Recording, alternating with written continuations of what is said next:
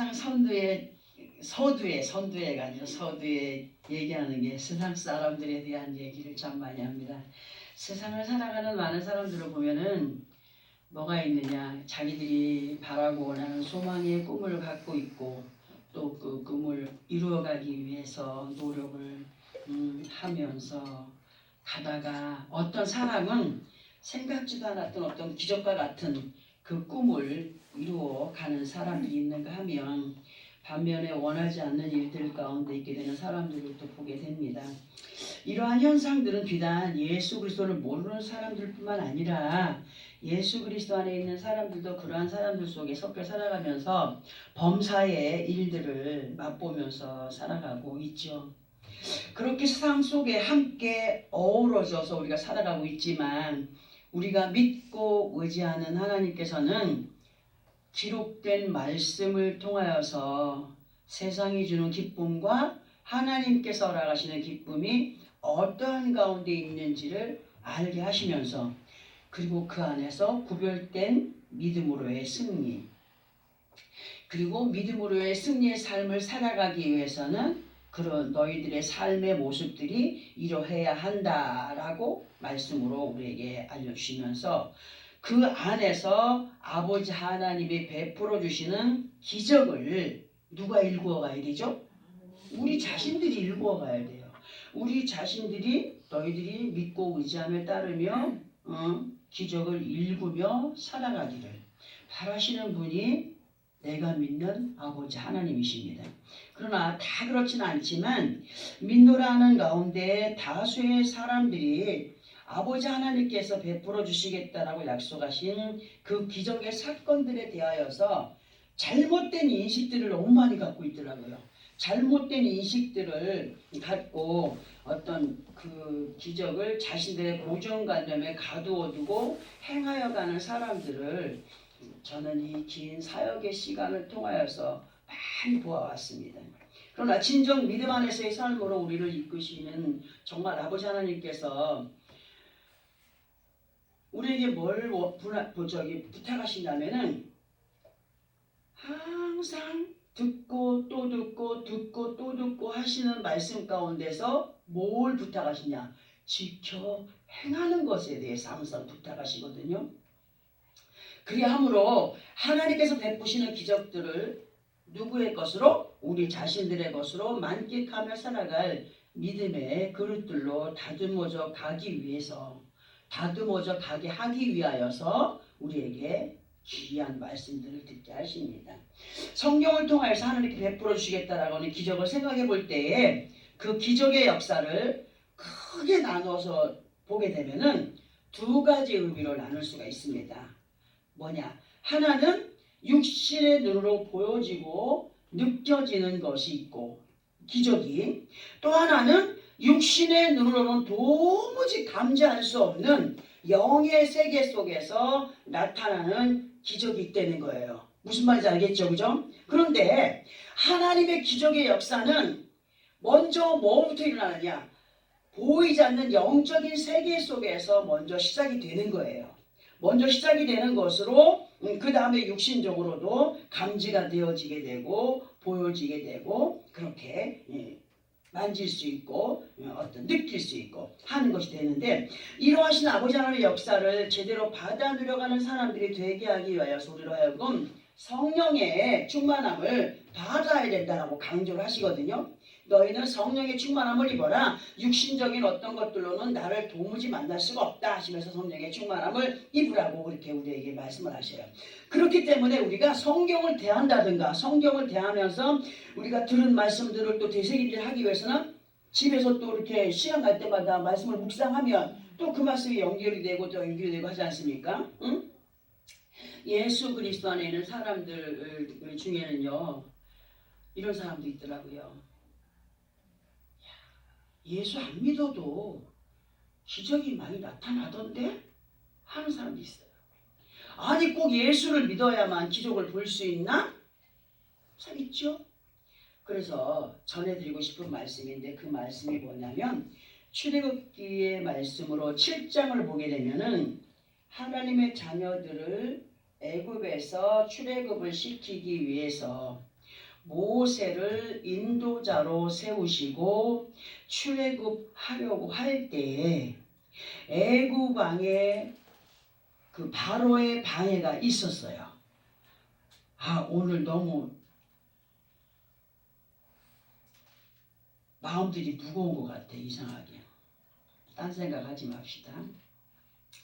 애굽의 왕이었던 바로의 방해가 있었고 하나님께서 모세로 하여금 기적의 역사를 그들 앞에 나타내 보일 때에 바로의 술사들이 하나님께서 모세를 통하여서 역사하시는 기적의 현상들을 뭐했죠? 흉내를 냈어요. 흉내를 내고 모방하며 방해했던 일들이 기록이 되어 있습니다. 출애굽기 7장에. 그러나 끝내는 아버지 하나님의 역사로 술사들의 저주를 이겨내고 승리의 출애굽을 하게 되는 많은 사건들의 이야기들이 제가 지금 말씀드리는 출애굽기서에 기록이 되어 있다는 거예요. 이렇게 바로가 술사들을 앞세워서 아버지 하나님을 흉내낸 것은 왜 흉내를 냈을까? 야, 봐라!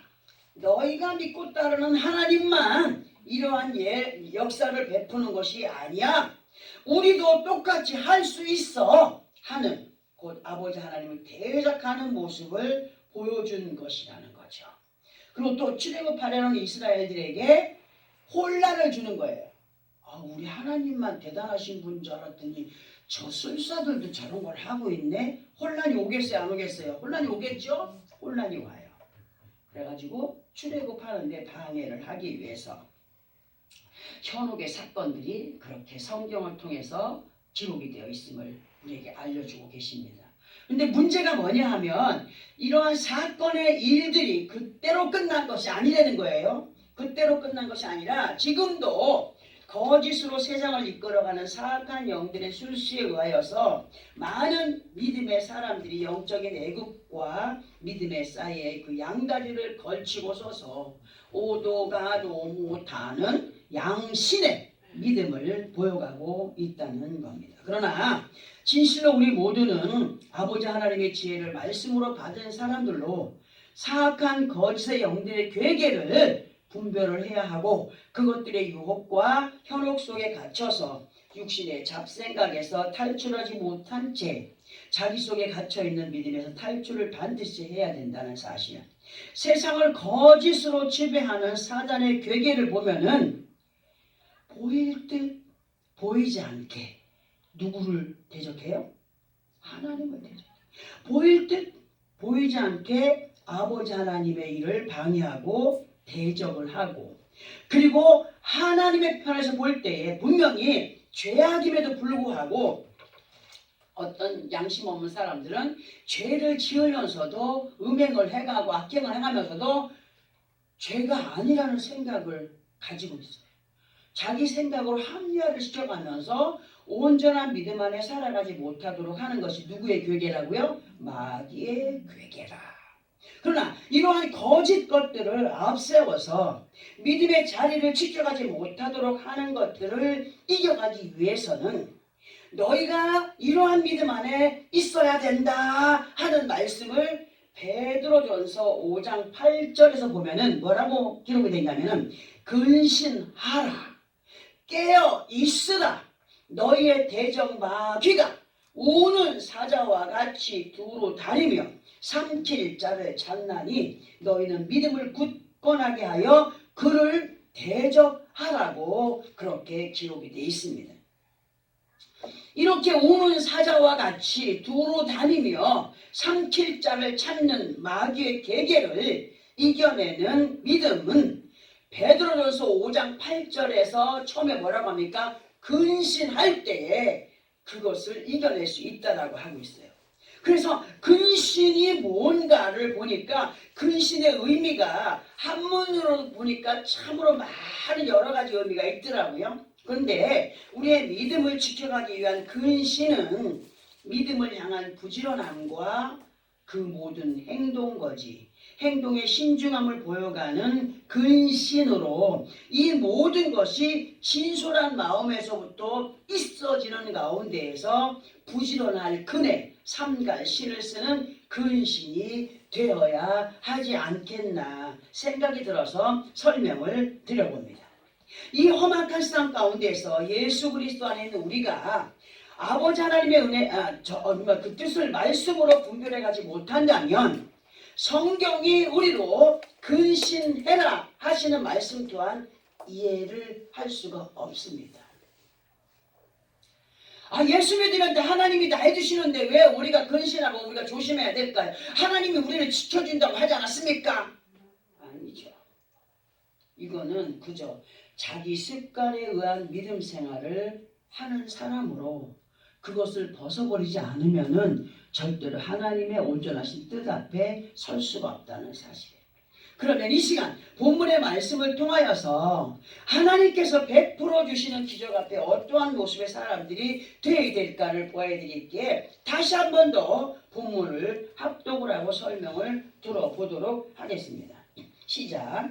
이르시되 너희가 너희 하나님 여호와의 말을 들어 순종하고 내가 보기에 의를 행하며 내 계명에 귀를 기울이며 내 모든 규례를 지키면 내가 애굽 사람에게 내린 질병 중 하나도 너희에게 내리지 아니하리니 나는 너희를 치료하는 여호와임이니라. 그들이 엘림에 이르니 거기에 물샘 열둘과 종려나무 이른 그루가 있는지라. 거기서 그들이 그 물 곁에 장막을 치니라. 아멘. 자, 아버지 하나님께서 피조 세계 속에서도 아버지 하나님의 자녀들로 살아가는 믿음의 사람들에게 성경을 통하여서 내가 이러이러한 역사를 베풀어 주겠노라 약속을 하시면서 전제로 하시는 말씀이 뭐냐 하면 무조건 나만 믿으면 베풀어 줄게가 아니라는 거예요. 응? 26절을 통하여서 너희가 믿고 의지하는 여호와 하나님의 말을 듣고 순종하되 내가 보기에 즉 하나님께서 보시기에 그 순종하는 모습이 아버지 하나님의 의를 행하기 위하여서 하나님의 계명을 귀담아 듣고 귀담아 듣게 하신 말씀을 따라서 인도를 받으며 지켜 행하여 갈 때에 힘쓰고 애쓸 때에 삼가 두렵고 떨림으로 행하여 갈 때에 하나님께서 애굽 사람에게 내린 질병 중 하나도 너희에게 뭐 하겠다고? 내리지 아니하겠다라고 약속했어요. 하나님의 약속이 언제 이루어진다고요? 우리가 지켜 행할 때 이루어진다는 거 아니겠습니까? 여기서만이 아니라 하나님 전제적인 말씀이 다 그래요. 그런데 이 말씀에서 질병이라고 하는 의미를 우리는 그 한 가지만 보지 말자는 거죠. 넓게 봐야 돼요. 하나님의 어떤 역사는 하나만 가지고 그것을 말씀하는 게 아니에요.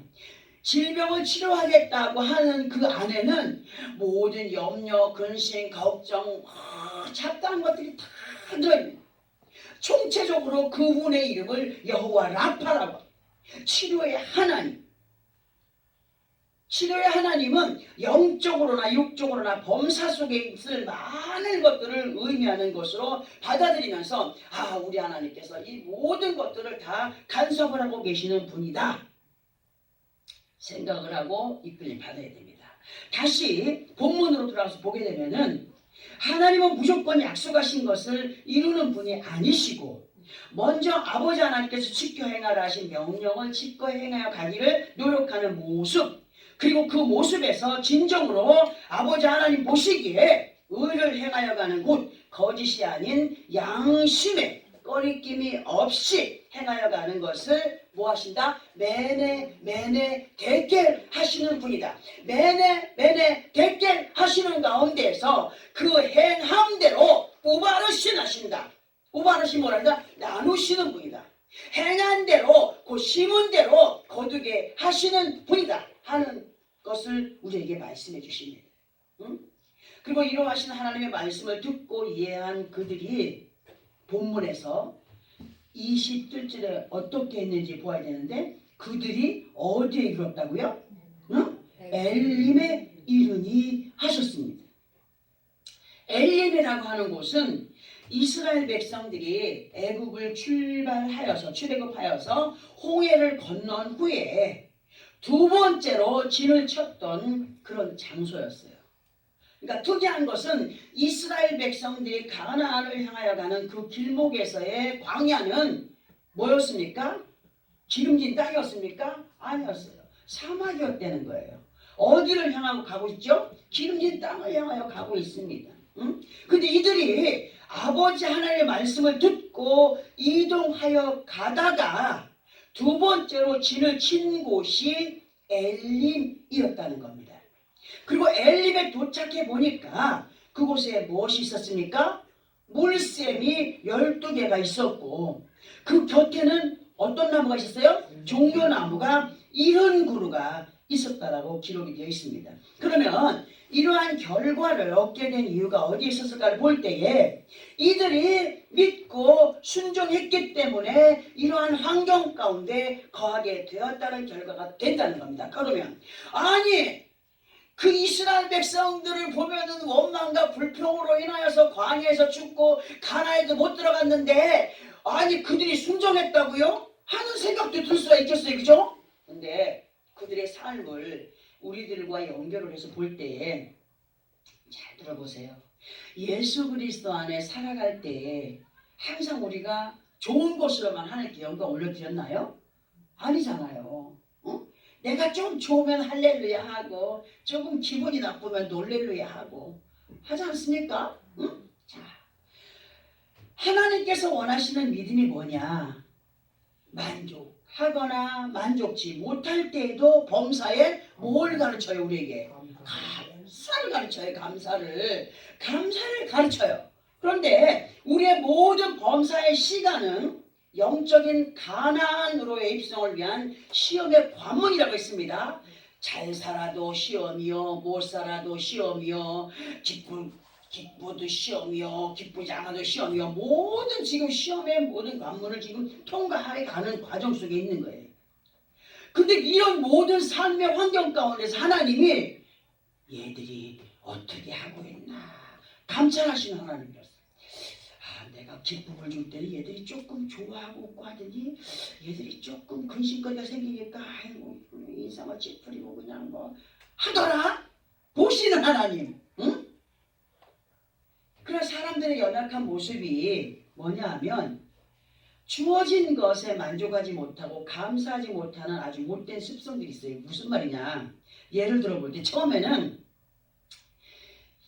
철거총각이 결혼식장에서 뭘 받아? 예물을 받아. 그 예물을 어떻게 해요? 너무 소중한 자랑스러운 거야.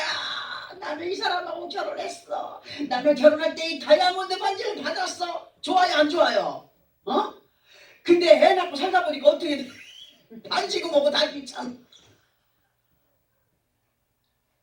어떻게 된 거예요? 그 귀한 마음이 어디로 갔어? 처음에는 없었던 것이 손에 쥐어지면 웃어요. 좋아해요. 감사합니다.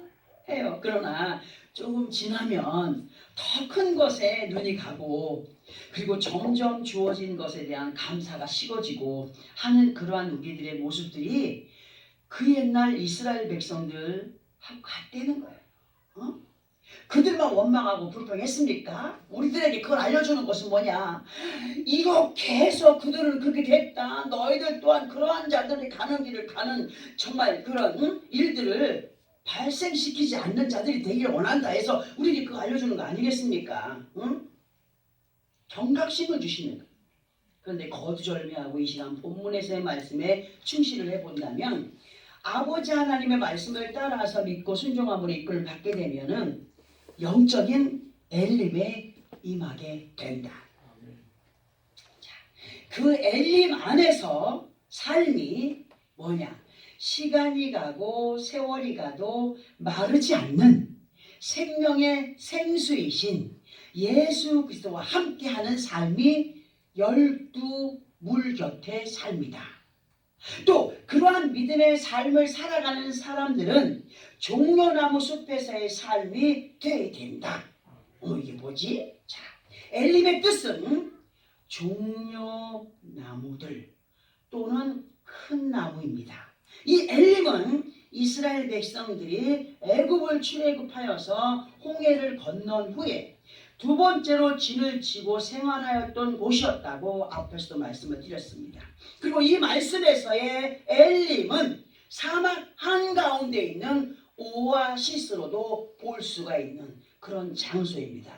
우리가 세상 가운데 살아가는 이것을 영적인 사막이라고 할 때에 예수 그리스도 안에서 생명의 생수를 대하며 사는 것이 오아시스 안의 삶인 것을 우리는 알아야 됩니다.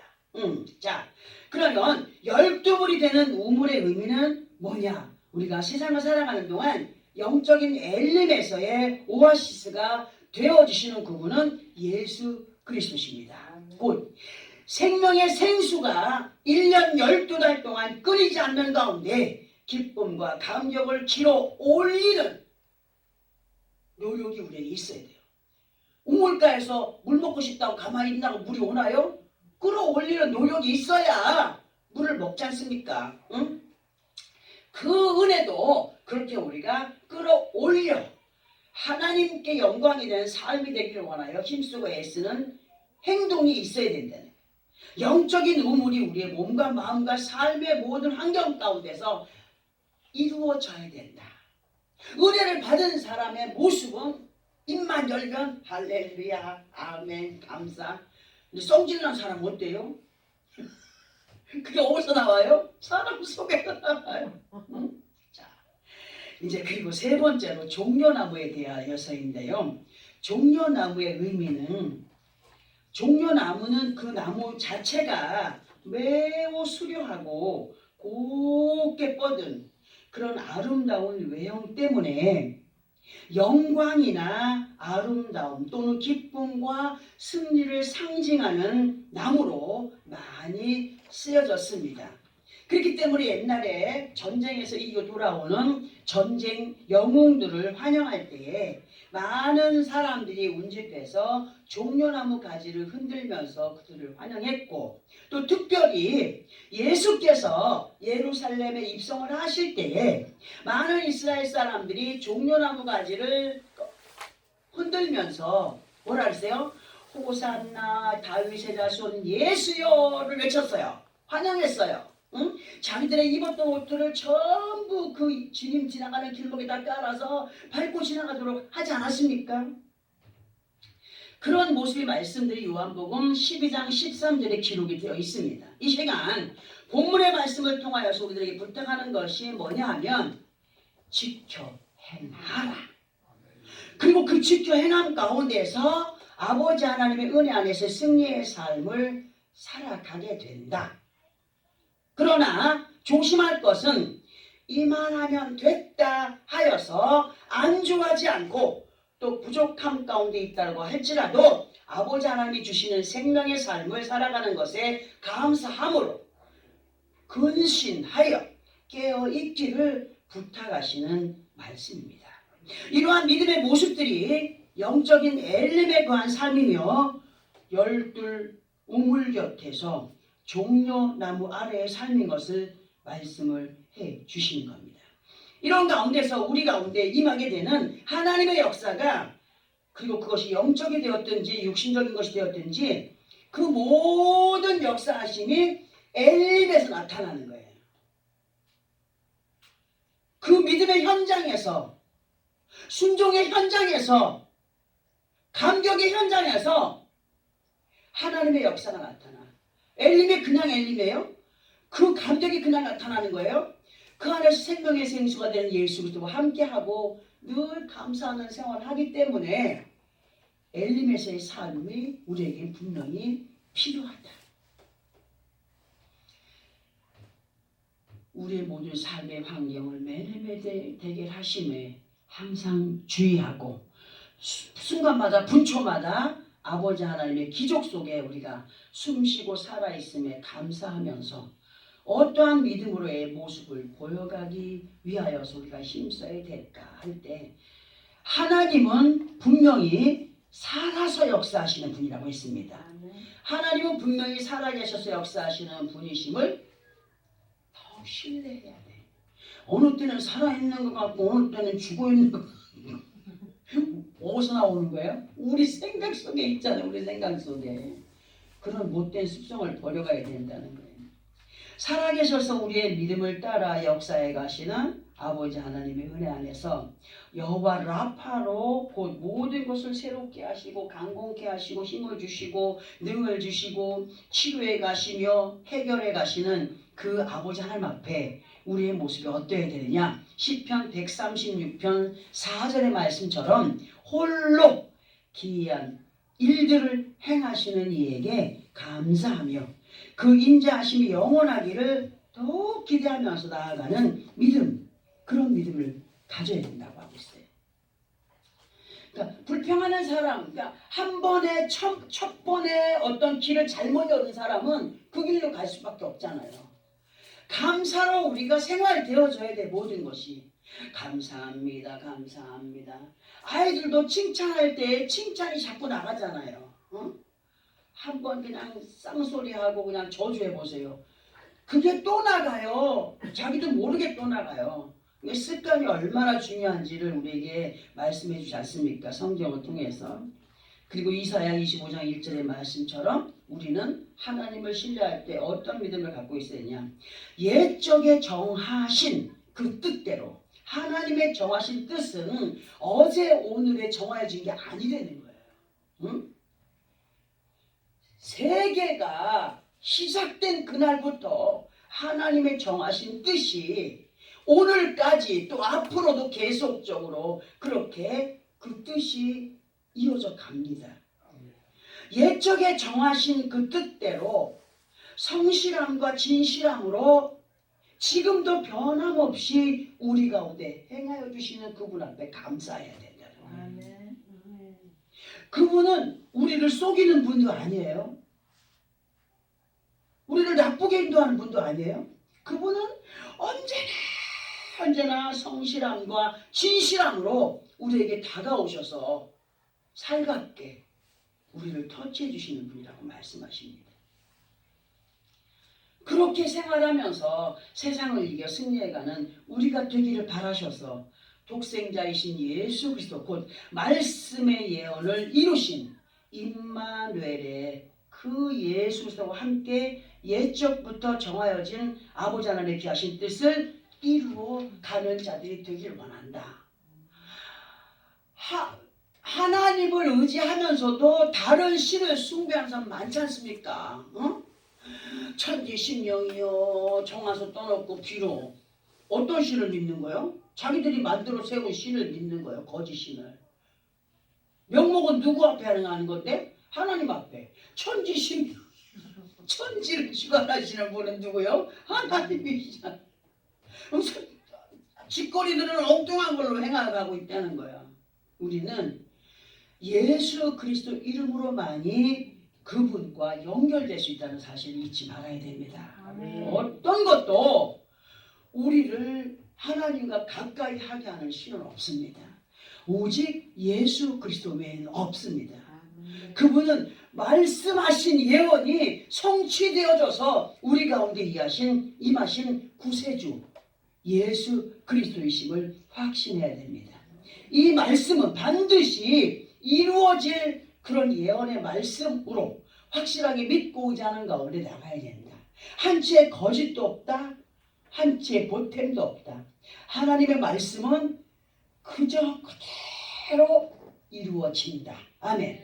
이루하신 아버지 하나님의 역사를 누가 만들어 가야 돼요? 우리가 만들어 가야 돼요. 약속이 아무나에게 떨어지는 게 아니에요. 만들어 가야 돼요. 우리가. 기적을 만들어 가야 돼요. 응? 예수 그리스도 안에는 우리가 성경에 기록된 예언의 약속들을 아름답게 이루어가는 믿음의 승자들이 되기를 바라신다는 사실과 함께 여호와 라파의 하나님을 가까이 대하며 살아가기 위해서는 확실하게 엘림에 거하는 삶이 돼요. 곧 광야와 같은 삶의 환경 가운데 있으나 영원토록 목마르지 않는 생명의 생수이신 예수 그리스도와 함께하는 오아시스의 삶으로 더욱더 수려하고 아름다운 믿음의 모습들로 자라가기를 원합니다. 진실과 성실함으로 우리에게 다가오시는 그분 앞에 우리 또한 믿음의 수려함을 보여가야 된다는 거예요. 입으로 감사 하지 않아도 우리의 속마음을 아시는 여호와께서 정말 예쁘게 자라고 있구나, 대단하게 자라고 있구나, 정말 지혜가 있구나, 응? 정말 건강한 믿음 안에 있구나. 어디서 나와요? 진실한 마음에서 나오는 거기 때문에 하나님이 다 보신다는 거 아니겠습니까? 그런 믿음, 그것이 곧 누구를 환호하는 거예요? 하나님을 환호하는 삶이라는 거죠. 몸소 실천해가는 믿음의 삶이 하나님을 환호하는 믿음의 삶이다 라고 할 수 있다는 겁니다. 하나님은 우리에게 늘 그런 말씀을 하셨어요. 다 다른 말씀으로 기록이 되어 있지만은 원리는 하나예요. 약속이 있다, 이루기 원하느냐? 지켜 행하라. 무엇으로? 감사함으로, 기뻐함으로, 즐거워함으로 꼭 행하여야 할 것이기 때문에 우리에게 말씀하시는 분이시다라는 생각을 하고 억지로가 아니라 항상 솔선수범하는 믿음의 삶으로 이끌림을 받는 것이 엘림에 거한 삶이며 열두 우물 곁에 호산나 정말 다윗의 자손 예수여를 외치며 감사하며 하나님께 가까이 나아가는 종려나무 숲의 삶이라고 오늘 우리에게 알려주고 계십니다. 우리 하나님이 이러한 영광에 이르러 정말 기쁨과 즐거운 맛보며 살아가는 우리가 되기를 원하여 오늘도 우리 주신 말씀들 마음에 새기고 한 주간도 한 해 동안도 아버지 앞에 가는 그날까지 이 험악한 쌍 가운데서 호산나 다윗의 자손 예수여 외치며 그분 앞에 그분을 보내주신 그분의 환호를 우리가 무시하지 않고 몸과 마음과 뜻을 다하여서 그분을 찬양하며 기뻐하는 그런 귀한 능력의 삶이 되어지기를 예수 그리스도의 이름으로 축원합니다. 아멘.